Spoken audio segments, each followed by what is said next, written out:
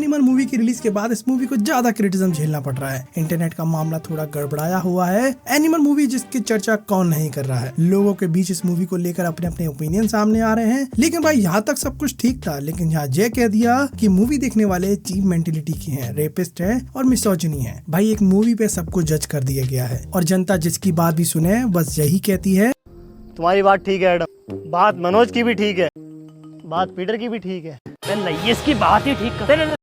और भाई ऐसा पहले ही होगा, वांगा ने प्रेडिक्ट कर लिया था। उसने कहा था इजीली टिकट वाले इंसान इस मूवी को ना देखें। खैर उसकी बात अपन आगे करेंगे, लेकिन जो सारे पॉइंट्स रखे गए हैं क्या वो सही है? मूवी देखने वाले सच में एनिमल बन चुके हैं? एनिमल जिनको पसंद आ रही है क्या वो लोग समाज के लिए खराब है, मिसोजिनी है? खैर उससे पहले अपन एनिमल मूवी के प्लॉट की बात करें तो एनिमल मूवी की स्टोरी एक बाप बेटे के रिलेशनशिप को दिखाती है। यहाँ रणविजय यानी रणवीर का कैरेक्टर, उसका बचपन ऐसा गुजरा है जैसा किसी का नहीं गुजरना चाहिए। बलवीर का फादर अपने बच्चों को नेग्लेक्ट कर देता है, उनकी पूरी बात सुने बिना ही फैसला कर देता है और जिसका पैसा बिल्कुल अभी के अभी होता है, लाइक जयकांत शीकरे।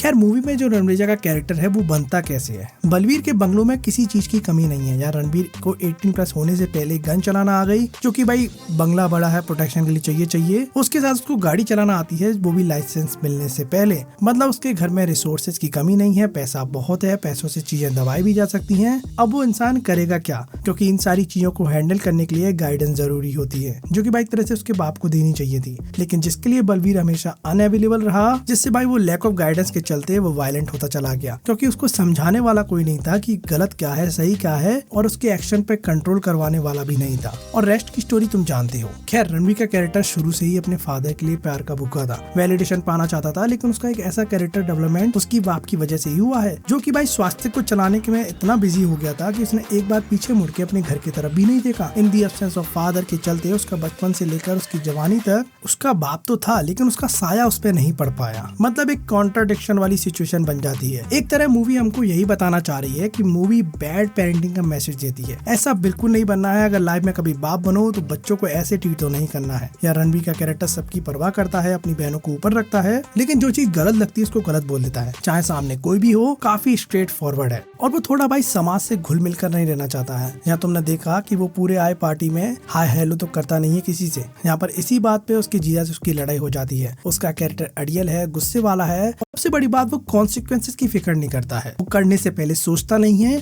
खैर कॉलेज वाला सीन को लेकर भी बड़ी बात हुई थी। तो फादर के एब्सेंस में बेटी की रैगिंग हो रही है और घर में किसी को पता नहीं है, जिसके लिए बलवीर को कॉल भी लगाया गया था और उसने कॉल का जवाब ही नहीं दिया। एज अ फादर के एब्सेंस में रणवीर को घर का प्रोटेक्टर बनना पड़ा। और भाई किसी की बहन को छेड़ोगे तो भाई तो आउटरेजस मूवमेंट दिखाएगा ही ना। बस मूवी उसको एक स्टेप आगे ले जाती है, क्योंकि उस पर वो सारे रिसोर्सेज अवेलेबल है, जिसकी भाई रियल वर्ल्ड में कभी जरूरत नहीं अगर ऐसा होता भी है तो। खैर पुलिस क्यों नहीं आई ये बात भी सुनी। पहली बात कॉलेज उसके बाप का है, दूसरी बात पुलिस आई होगी, लेकिन बलवीर के रेपुटेशन के चलते हुए ये सब कुछ नहीं हो पाया, क्योंकि पुलिस एक्शन तब लेती है जब कोई रिपोर्ट करेगा। ऊपर से बलवीर कहता भी है कि मैंने सब कुछ संभाल लिया था, अगर मैं अपना हाथ हटा दूं तो तेरे को हाल की हाल जेल हो सकती है। यहाँ एक तरह से देखोगे तो बलवीर का कैरेक्टर भी कोई अच्छा नहीं है। यहाँ उसने अपने बच्चों की प्रॉब्लम जानने की कभी कोशिश नहीं करी, उनके साथ कुछ सेलिब्रेट नहीं करा, बस हमेशा काम में लगा रहा। चलो ये तो ठीक था, लेकिन यहाँ उसने अपने ताऊजी जो पिंड में रह रहे हैं उनसे कभी बात नहीं करी, उनसे फेस टू फेस कभी मिलने नहीं गया। अपनी बेटी की शादी का कार्ड भी नौकरों के हाथ भिजवा दिया, खुद नहीं देने गया। मतलब एक तरह से दिखाया जाता है कि कोई बाप भी कुछ ज्यादा अच्छा कैरेक्टर नहीं है। खैर रणवीर अंदर से केयरिंग तो था। जब वो गीतांजलि से पूछता है कि किसी ने घर पे मारा तो नहीं, मतलब उसकी केयरनेस तो दिखती है। उसकी शादी के बाद उसकी प्रेगनेंसी के वक्त उसके साथ रहा। यहाँ वो अपनी रिस्पॉन्सिबिलिटी से वाकिफ तो था, समझता था क्या करना है क्या नहीं करना है। और ये बात गीतांजलि भी अपने माँ बाप को कहती है कि जब मेरे पास कोई नहीं था तो वो था, और उसने सब कुछ करा जो एक हस्बैंड को करना चाहिए था। खैर मूवी का नाम एनिमल है, तो भाई एनिमल नाम को यह मूवी जस्टिफाई भी करती है। रणवीर का कैरेक्टर कैसे कैसे एक एनिमल बनते जाता है वो हमको दिखाती है। जब उसके पिताजी पे गोली चलती है तो वो पागल हो जाता है। भाई कोई भी हो जाएगा, वो पागल तो था लेकिन अब वो एनिमल बन गया था, क्योंकि मूवी हमको यही दिखाती है कि एक अच्छा आदमी कैसे बुरा आदमी बनता है और वो फिर एनिमल में कन्वर्ट होते जाता है, क्योंकि ये बंदा अपने एथिक्स भूल चुका था, दूसरों की रिस्पेक्ट करना भूल गया था और एक तरह से वो एनिमल बनते जा रहा था। क्योंकि अगर तुम उसको हीरो मान रहे हो तो ये तुम्हारी गलती है, जब वो एक एंटी हीरो भी नहीं है, ही जस्ट लाइक अ विलन। इस मूवी में कोई हीरो है ही नहीं और एनिमल और हम में सिर्फ एक ही फर्क होता है, हम में कॉमन सेंस है। हम सोच सकते हैं, समझ सकते हैं, करने की क्षमता भी रखते हैं। लेकिन रणवीर का कैरेक्टर किसी चीज में फर्क करना ही भूल गया था। वो मिसोजिनी होते जा रहा था, चीटिंग कर रहा था, वायलेंट होते जा रहा था और चीटिंग वाला सब प्लॉट मुझे वांगा की पर्सनल चॉइस जैसा फील होता है, जो कि उसने पिछली मूवी का रिवेंज जहाँ पर निकाला, क्योंकि उसकी जगह कुछ और सर्कमस्टांसेस रख सकता था। वो बिना सेक्स यूज के भी चीजें हैंडल करी जा सकती थी, ऐसा थ्रेटन करके तुम चीजें उगलवा सकते थे। लेकिन यहाँ पर मूवी अपनी थोड़ी सी इज्जत कम कर देती है, क्योंकि अगर वो नहीं करता ना तो मूवी में रणवीर का कैरेक्टर कुछ अच्छा होता और वो अपने वाइफ के प्रति लॉयल भी होता। हालांकि मूवी यह दिखाती है कि चीटिंग इज अ चॉइस, अगर आप कर रहे हो क्योंकि आप कर सकते हो, क्योंकि कंट्रोल तो खुद को ही करना होता है। ऊपर से भाई ये बात कह देना कि मैं मर जाऊं तो दूसरी शादी मत करना, यह दिखाता है कि मैं करूं तो ठीक, दूसरा करे तो भाई। खैर तुमने सुना होगा ना कि every man is a architect of his own destruction. यहाँ पर तुमने अगर केजीएफ मूवी देखी है तो यहाँ पर रॉकी पे सब कुछ था, लेकिन उसने कहा था कि केजीएफ को एक ही बंदा बर्बाद कर सकता है, वो रॉकी। ये चीज दिखाती है जब इंसान अपने आप पे कंट्रोल नहीं पाता है और अपने गलत सला एक्शन करने लगता है तो एक तरह से वो अपनी डिस्ट्रक्शन का खुद ही आर्किटेक्ट बनने लगता है, क्योंकि एक तरह से देखा जाए जिस बात पे वो चल रहा है वो उसने ही बनाया है, वो उसने चूज किया है। खैर कुछ लोग कह रहे हैं कि मूवी में रणवीर के कैरेक्टर को ग्लोरीफाई कर दिया गया है, उसकी चीटिंग, उसकी मिसोजिनी को ग्लोरीफाई कर दिया गया है, उसको नॉर्मलाइज नहीं करा गया है। खैर वो कर तो दिया है लेकिन तुमको दिख नहीं रहा है। खैर किसी आदमी को अगर सजा देनी होती है तो उसको मौत देने से बेहतर होता है उसको सफरिंग देना, उसको एहसास कराना, उसको दर्द महसूस होना चाहिए, उसको फिजिकल पेन नहीं, उसको इमोशनल पेन देना होता है। यार रणवीर का कैरेक्टर मूवी में जिस जंग को लड़ रहा था, मतलब 2 घंटे बॉबी से मराई खा रहा है, जगह जगह जाके गोलियां चला रहा है, वो सब किसके लिए? वो अपनी फैमिली को प्रोटेक्ट करने के लिए, अपने फादर को बचाने के लिए और अपने फादर के मुंह से ये सुनने के लिए कि तूने एक अच्छा काम किया है। यहाँ उसको घर जाके क्या मिला कि 6 महीने में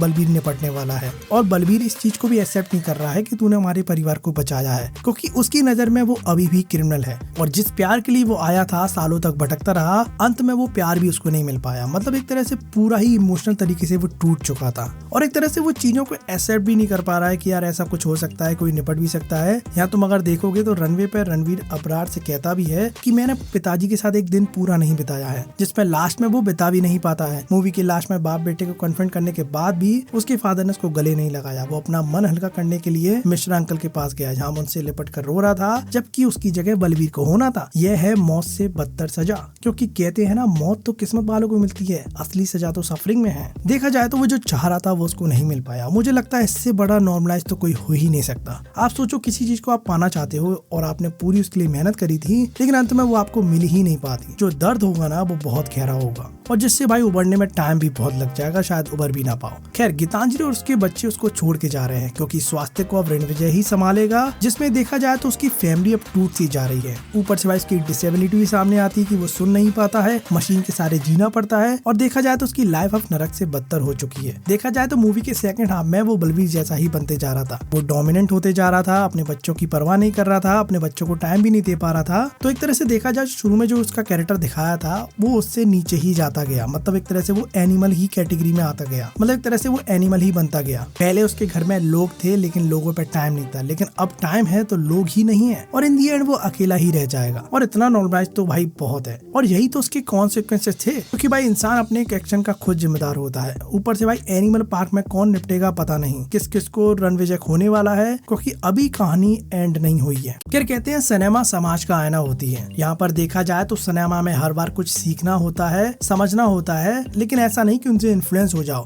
गलत तरीके से इन्फ्लुएंस तो बिल्कुल नहीं होना है। खैर मैं तुम्हें बता दूं यह मूवी 18+ के जॉनरा में आती है, यानी कि मूवी को ए सर्टिफिकेट मिला है। 18 साल से नीचे के लौंडे नहीं देख सकते हैं, जिसका मतलब है कि भाई मूवी को मैच्योर ऑडियंस के लिए बनाया गया है, जो कि मैच्योर बैग लेके घूमते हैं। जी उन ऑडियंस के लिए बनाया गया है जो चीजों को समझते हैं, जिनको गलत और सही में फर्क पता है, जो कि अपनी लाइफ में काम में लगे रहते हैं और सोचते हैं भाई 2-3 घंटा मन हल्का कर लें तो वो कुछ देख लें, क्योंकि लौट के तो उनको अपनी दुनिया में वापस जाना है। उनको पता है कि उनकी एक दुनिया है। और भाई जो लोग इस मूवी को देख के इन्फ्लुएंस हो चुके हैं, जो अपनी स्ट्रॉबेरी की दुनिया बना रहे हैं, उनमें 2 लफाड़े लगाओ, क्योंकि भाई अगर मूवी में कुछ समझना है और सीखना है तो वो ये चीज है कि भाई बलबीर जैसा नहीं बनना है, बलबीर जैसा बाप नहीं बनना है, रणवीर जैसा बंदा नहीं बनना है। मूवी तुमको एनिमल जैसे लोगों का एक पर्सपेक्टिव दे रही है कि उनका नजरिया कैसे होता है, वो रिएक्ट कैसे करते हैं, वो चीज क्या करते हैं। तो उससे समझना है कि करना क्या नहीं है और क्या करना है। और देखा जाए तो एक तरह से मैच्योर ऑडियंस इसको समझ पाएगी। अब वो जरूरी नहीं है कि 18 के नीचे लौंडे भी कभी कभी मैच्योर हो जाते हैं, लेकिन चीजों को समझना और सीखना और सबसे बड़ी बात गलत और सही में फर्क करना आना चाहिए। अब देखो भाई, सबने मनी हाइस्ट देखी है तो सब चोर तो नहीं बनेंगे ना। और यह बात भी मैं बता दूं कि मूवी की कहानी हर एक के लिए अलग होती है, क्योंकि उनके रियल लाइफ एक्सपीरियंस सबके डिफरेंस होते हैं, किसी के रिलेट नहीं खाते। और भाई मूवी देखने वालों और पसंद करने वालों को जज कर दिया कि जो देख रहे हैं वो मिसोजिनी है, वायलेंस अच्छा लगता है, एनिमल जैसे लोग हैं। अब मैं तुमको वायलेंस का बताऊं, अब देखो जो वर्ल्ड सिनेमा कंज्यूम कर रहे हैं ना, उनको पता है ये वायलेंस कुछ नहीं था, लेकिन एज अ इंडियन स्टैंडर्ड के हिसाब से ये बहुत सही था। इससे भी ज्यादा स्लैशर और गोर मूवी वर्ल्ड सिनेमा कंज्यूमर लोग देख चुके हैं। और अगर भाई 18+ के नीचे के लोग इसको देख रहे हैं तो ये पेरेंट्स की गलती है, सिनेमा प्रशासन की गलती है कि वो देख कैसे रहे हैं, उनको एक्सेस कैसे मिल रहा है। तो ये एक तरह से पेरेंट्स को देखना है कि उनके बच्चे क्या देख रहे हैं, उन पे अभी थोड़ा कंट्रोल पाना पड़ेगा, क्योंकि भाई बच्चों का दिमाग अभी प्रोग्रेसिव स्टेट में होता है, या उनकी हार्ड ड्राइव पूरी खाली होती है। जैसा डेटा भरोगे वैसा फिट हो जाएगा और वैसा ही वो रिएक्ट करेंगे, क्योंकि उस वक्त उनको ये बताने वाला भी नहीं कि क्या गलत है क्या सही है। ऐसे में उनकी दिशा पूरी पलट जाएगी और वो पता नहीं कहाँ जाएगी, जिसके लिए मानो अगर ऐसा कुछ भी होता है तो उसके पूरे जिम्मेदार उसके पेरेंट्स होंगे। और बहुत से लोग बोल रहे हैं कि मूवी बच्चों के लिए नहीं बनी है, तो नहीं बनी ना, ए रेटेड है। वांगा अपने बच्चों को नहीं दिखा रहा तो तुम क्यों दिखा रहे हो? जब तुम ऑनलाइन कोई प्रोडक्ट लेते हो तो रिटर्न रिफंड सब देखते हो ना, सब चेक करते हो, रिव्यू लेते हो, डीप एनालिसिस करते हो, क्योंकि तुम पैसा फंसा रहे हो। अब बात आके मूवी की, तुम्हें पता है कि मूवी 18+ है। अब बात करें मूवी की, अगर तुम ऑनलाइन कर रहे हो तो साफ साफ लिख के आ रहा है 18+ मूवी है, तो तुम्हें पता है कि मैं किसके लिए पैसे दे रहा हूँ। और अगर तुम ऑफलाइन टिकट ले रहे हो तो वहाँ भी तुमको पता होना चाहिए कि ये मूवी 18+ है। ट्रेलर देख लो, विकिपीडिया थोड़ा देख लो, और नहीं तो भाई सिनेमा प्रशासन को बताना चाहिए कि सर 18+ मूवी है, कोई बच्चा तो नहीं है आपके साथ। ये सारी रिस्पॉन्सिबिलिटी तो सिनेमा प्रशासन की है। और जोया वाला प्लॉट बिल्कुल ही वांगा की थिंग थी, वो पर्सनली मुझे भी कुछ ढंग का नहीं लगा। I mean, उससे मूवी में कुछ प्रोग्रेस तो नहीं मिलती है ना अपन को। खैर सारे कंक्लूजन में यही कहूंगा, देखो सीखो कि समझना क्या है, सीखना क्या है, वो चीज सीखो। खैर वही कहूंगा, life is too short to argue. किसी को सही करने मत लग जाओ, क्योंकि जो समझ गया वो समझ गया, जो नहीं समझा, जो अड़ा हुआ है, उसको तुम कुछ भी लिख दो, कोई फर्क नहीं पड़ने वाला। खैर तुमको जो वीडियो कैसा लगा तुम मुझे कमेंट में जरूर बता देना। तो भाई मिलते रहेंगे।